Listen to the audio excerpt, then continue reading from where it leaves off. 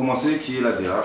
Tu peux te retracer ton parcours pour Alors, ceux qui découvrent. rappeuse du sud de la France, sud-est plus précisément, Aix-en-Provence. Ça fait une dizaine d'années que je gratte la feuille. On va dire 2 ans que je profite d'une vraie exposition et d'une visibilité grâce à mes 2 premières mixtapes que j'ai diffusées gratuitement, qui s'appellent Qui veut ça 1 et Qui veut ça 2, qui sont toujours disponibles sur lada-le-site.com. Tu vois, ça m'a permis dans un premier lieu de faire pas mal de clips, de freestyle, de vidéos, donner un peu de matière, d'être déjà premièrement relayé par des sites internet, tout ça. Du coup, j'ai fait Rap Contender, j'ai participé à We Made It, à la Bousca Tape, j'ai été invité à plusieurs Planètes Rap, Orelsan, Mino, il y a le Planète Rap, la Bousca Tape, qu'est-ce que j'oublie? Là dernièrement il y a eu le remix Kerry James, dernier MC, une invitation sur l'album de DC's, Extra Lucide. Et là, 3e mixtape que je livre avec 9 titres inédits, 7 solos, 2 featuring. Et voilà, pour 5 € en téléchargement sur plateforme légale. Donc premier projet commercialisé, on va dire. Bah justement, ouais, tu l'as sorti le 14 janvier. Tu peux un peu nous parler de cette mixtape? Pourquoi le titre, les beatmakers, le thème? Ouais, Milcheck parce que mélange de morceaux que j'avais sous le coude. Je suis dans ma préparation de l'album, il y avait des titres qui se dégageaient un peu, d'autres qui se chevauchaient avec ce qui va arriver derrière. Je voulais les séparer. J'avais pas vraiment cette intention de faire une mixtape à la base.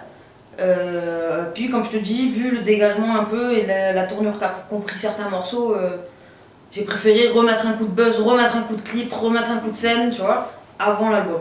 Donc voilà, Milcheck, morceau jeté dans un bocal secoué, mis au frais et ressorti, tu vois. Voilà le pourquoi du titre. Okay. Niveau thème, il y a un peu de tout. C'est un peu complètement moi en fait, un peu limite schizo, tu vois.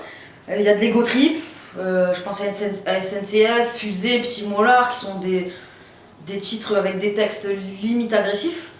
Et à côté de ça, t'as Poussière, 4 minutes, qui sont vachement plus sombres, plus réfléchis, plus conscients.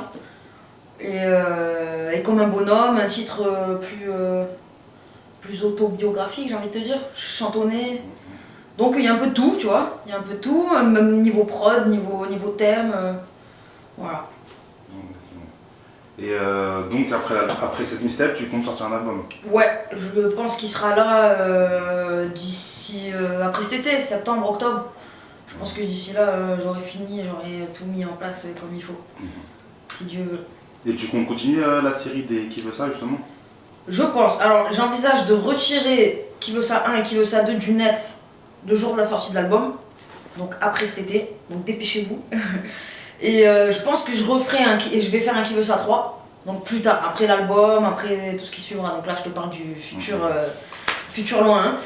Je pense que je ferai un Qui veut ça 3 en remettant le 1 et le 2 avec des remixes, je ferai participer des gens, tout ça.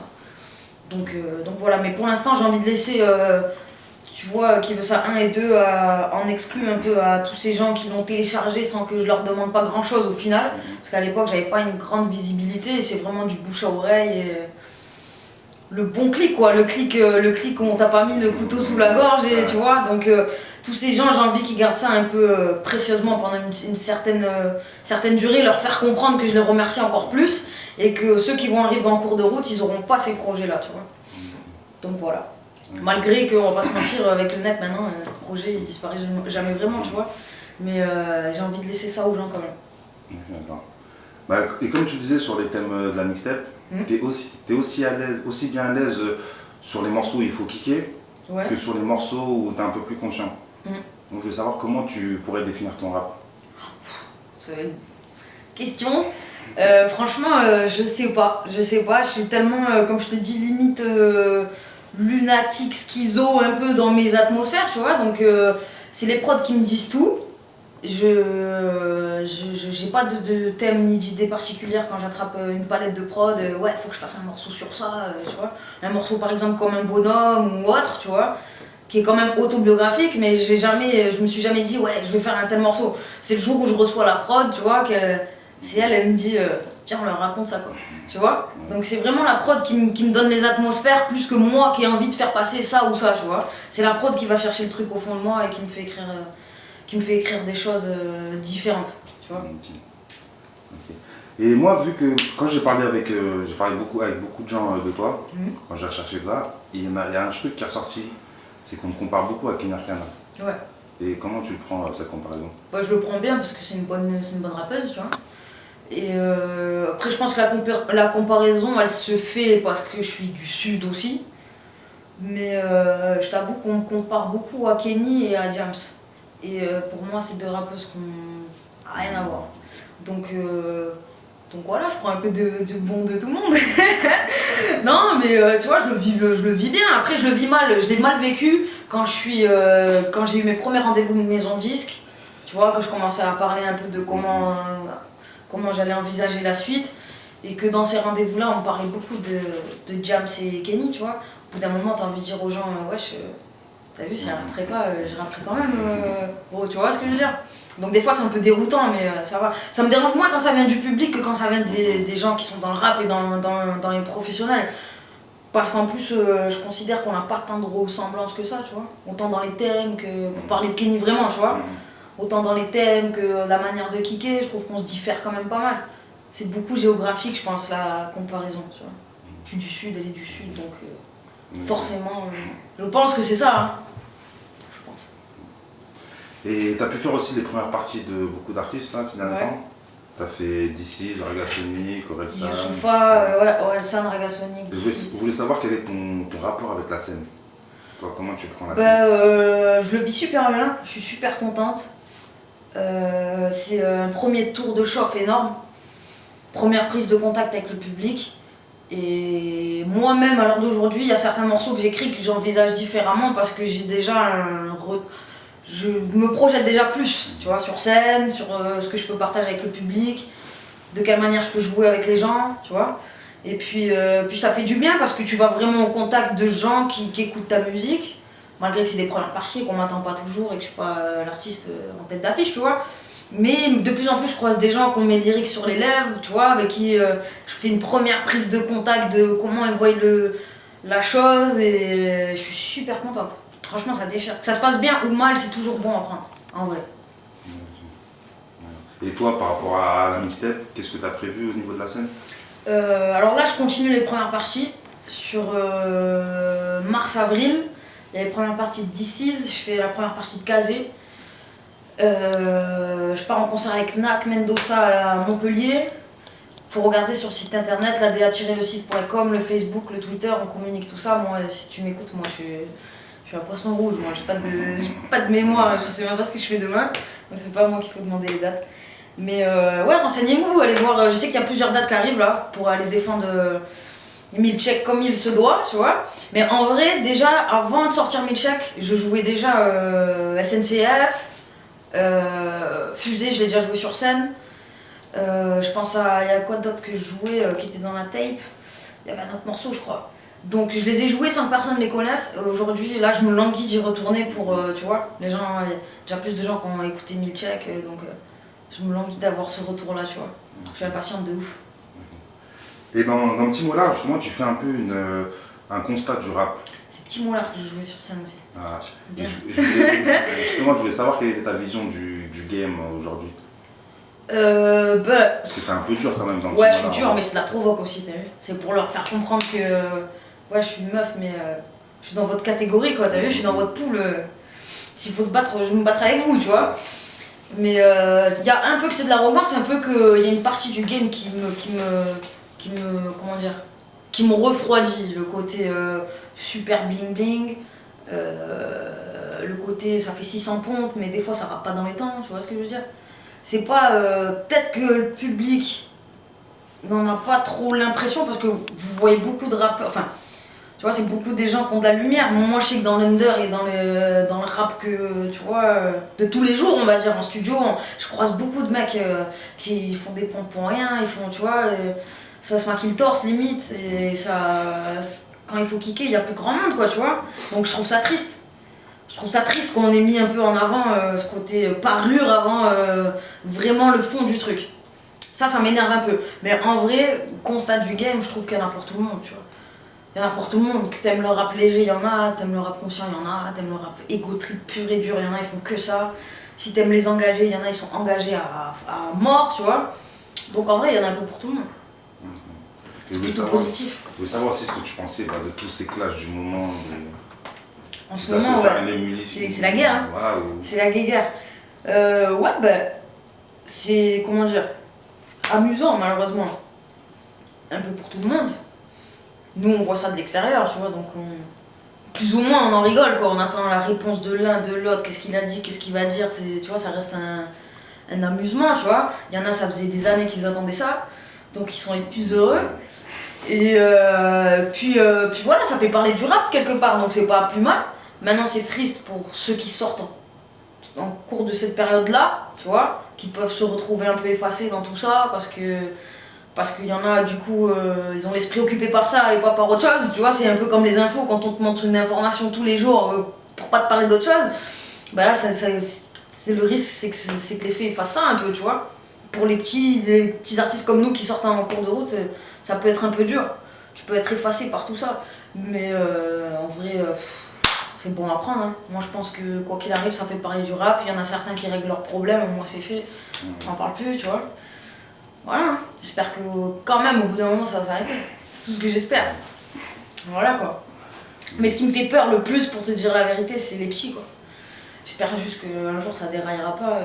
Un petit qui est habillé en distinct, qui croise un petit qui est habillé en uncut.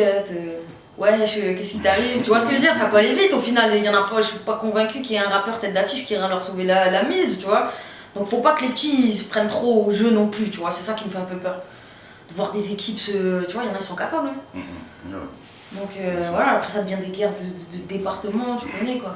Des codes postaux, des machins. Ça peut être triste quoi. Faire attention.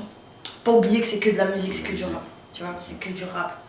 Et tant que eux ils se rentrent pas dedans, tu vois, c'est que du peur quoi. Ouais. Franchement, sincèrement, être une femme et de province, c'est pas difficile pour faire du rap? On me pose souvent la question. Je me plais à répondre que c'est plus dur d'être de province que d'être une meuf. Parce que quand t'es de province, voilà quoi, tout est à Paname, les radios, les maisons de disques, les sites internet, les concerts, tout est quasiment ici. Donc faut que tu te déplaces, faut que tu te loges, faut que tu te débrouilles quoi, dans ton organisation. Les gens ils pensent pas forcément à toi en premier parce que t'es loin, tu vois. Donc c'est pas mal handicapant. Et après d'être une meuf, au final ça m'handicape pas tant que ça. Étant donné que quand je pose sur des mixtapes, je suis souvent la seule meuf. Donc je pense que si tu fais le taf, les gens ils se rappellent qu'il y avait une meuf. Tu vois, quoi qu'il arrive, qu'elle soit forte ou pas forte, t'as vu sur la tape un truc, une meuf, tu vois, qu'elle a fait son taf ou pas. Donc je pense que si t'as fait ton taf, tu marques encore plus vite les esprits qu'un bonhomme, tu vois, sur une mixtape, sur un concert. Souvent j'ai fait beaucoup de concerts avec des plateaux, il y a beaucoup de gens, et je suis souvent la seule meuf, quoi, tu vois. Donc les gens s'en rappellent, si en plus de ça tu fais ton taf, c'est gagné quoi on va dire.